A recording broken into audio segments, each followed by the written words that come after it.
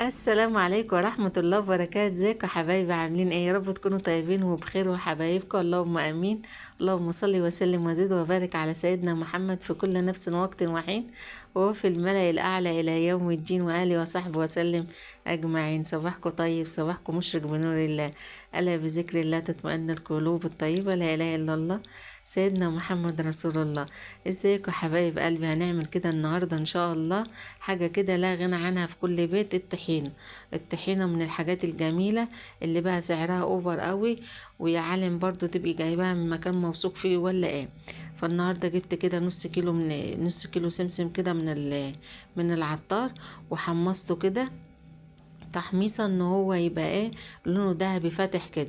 ما سخنتوش، بس حاولت ان هو اللون يبقى ذهبي معايا، عشان ده بيفرق قوي.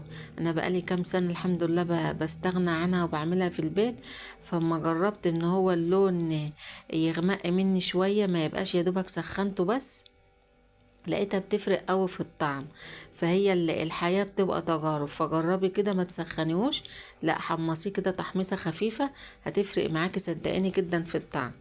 النص كيلو كده بقى حبايبي، جبت المطحنة بتاع الخلاط، وهو لسه دافي كده بعد ما سخنته واديته تحميصة. حاولت بقى اضربه كده في المطحنة بتاع الخلاط، اما يبقى ناعم ويتنزل كل الزيوت اللي فيه. الخطوة دي مهمة جدا. حاولي ان هو تضربيه كده ضرب متقطع لعند ما ينعم معاك، عشان خاطر اما بعد كده بقى نحطه بقى في الخلاط، يبقى ما شاء الله ينزل الزيوت مع شوية الزيت اللي هنحطهم، وهنعمل احلى طحينة بيضة خام، حاجة كده اللهم بارك. تحفة يا حبايبي، تحفة ما شاء الله، بتبقى نظافة وتوفير، والريحة والطعم حاجة كده اللهم بارك. ان شاء الله تعملوها وتستغنوا خالص عن انكم تشتروها من بره. هطحن بقى كل الكمية بنفس الطريقة كده، ضرب متقطع، ما تقليش على الخلاط. واهم حاجة تبقى ايه تطحني السمسم لعند ما ينزل الزيوت بتاعه وينعم خالص. في كبات بتبقى جديدة عن كده، مطاحن بتبقى جديدة عن كده، بتعمليها لكل الخطوات او الخلاط. بس احنا بقى ايه، الخلاط بتاعنا ما ينفعش يطحن، فبطحن في الكبة، واقوم ايه حطيته بقى كده اللي طحنته في الخلاط مع نص كوباية زيت. والزيت بقى تبع سمك العجينة معاك، الطحينة يعني. بنفضل نزود شوية شوية لعند ما الخلاط يمشي معانا. وما تخافيش الطريقة دي، ان انت ما تنزليش بالزيت مرة واحدة، بتخلي ما شاء الله الطحينة تبقى معاكي كلها مية واحدة. ما فيش حاجة اسمها ان الزيت يفصل مني على الوش، لانك بتضيفي الزيت مرة واحدة. جربي طريقة اختك كده، وما تضيفيش الزيت الا واحدة واحدة وانت بتطحني، بحيث يبقى كله كده بسم الله ما شاء الله بقى مزيج واحد كده.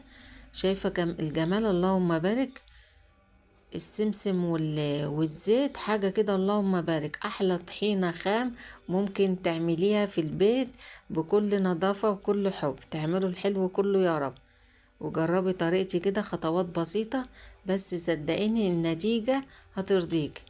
يعني النص كيلو خد معايا حوالي كوباية ونص من الزيت. الكوباية ديت كوباية شاي، بس حجم صغير شوية. يعني ممكن لو مج من اللي هو الكبير تاخد مج واحد. تنزلي بقى بالزيت واحدة واحدة. وايه رأيكم بقى في الجمال ده؟ اللهم بارك. شايفين الجمال يا حبايبي؟ شايفين الطحينة ولونها والريحة بقى؟ مش عايزة اقول لكم. بتعمليها كده في البيت اكنك واقفة في سرجة كده وبتحمص سمسم وحاجة كده اللهم بارك. اللي في الخلاط دوت هنعمل بقى ايه منه طحينة كده للمشاوي، لطعمية، لفول، لبابا غنوج، هتنفع معاكي لكل حاجة اللهم بارك.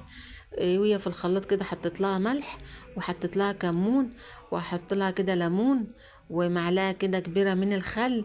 ونضرب الكلام الجميل ده. احنا ما بنرميش حاجه، احنا ستات وامهات بنحافظ على النعمه، واي حاجه في البيت بنستغلها. هنزل بقى بعصره الليمونه كده اللهم بارك، ليمونه كبيره كده تكون كلها ميه كده اللهم بارك. ونطحن بقى ايه الكلام الجميل دوت، نديه ضربة كده في الخلاط، بحيث ناخد كل بواقي الطحينة اللي في الخلاط. شوفوا لي بقى الكلام الجميل ده معاه. وصلتوا لغاية هنا حطيتوا اللايك ولا لسه؟ ما تنسوش اللايك. الله يسعدكم ويكبر بخواطركم ويحقق لكم كل ما تتمنوا وزيادة. اللهم امين. والقناة تكبر بيكم ومعاكم كده يا رب. اللهم امين يا رب. ربنا يوفقكم جميعا يا رب. اللهم امين. ويحقق لكم كل ما تتمنوا ويهدي اولادنا وينجحهم ويشفي مريضهم. اللهم امين يا رب العالمين. ويعطي سائر من حرم وينصر اخواتنا في فلسطين. اللهم امين يا رب العالمين. شايفين الجمال يا حبايبي؟ طحينة جميلة ومركزة وحاجة كده اللهم بارك. حابة تخففها عن كده براحتك. كنت برضو شاوية بتنجان كده اعمل بابا غنوج فقلت اعمله معاكم. قمت جاية بقى يا حبايبي ايه بعد ما شويته كده قشرته، وهحاول بقى ايه اقطعه كده حاجة بسيطة كده بالسكينة وبالمعلقة. هو زبد بس برضو عشان انزل كل الطحينة اللي في الخلاط ونستنفع بالكلام الجميل ده. حاجة كده اللهم بارك. في ناس ما بتحبوش يبقى ناعم قوي، بس ايه بس هي يعني بنرضي كل الاذواق. قلت انا عامل المرة دي كده لعل وعزة ولادي الله يهديهم وياكلوا ايه معانا منه، ان هو يبقى عامل زي الطحينة كده ضرب متقطع كده حاجة بسيطة. حاولت بقى ايه عشان ضربت واحدة حاولت في التانية ان انا ما اضربهاش ضربة كاملة، بحيث ايه يبقى برضو تحسي بطعم البابا غنوج كده ايه. شايفين الجمال كده بقى؟ اتأكدتي ان كل الطحينة اللي في الخلاط استنفعنا بيها وعملنا بيها احلى طبق طحينة واحلى بابا غنوج. اللهم بارك. تعملوها كده وتتهنوا بيها يا حبايب قلبي يا رب. طريقة الطحينة جميلة وسهلة وما بتكلفكيش حاجة.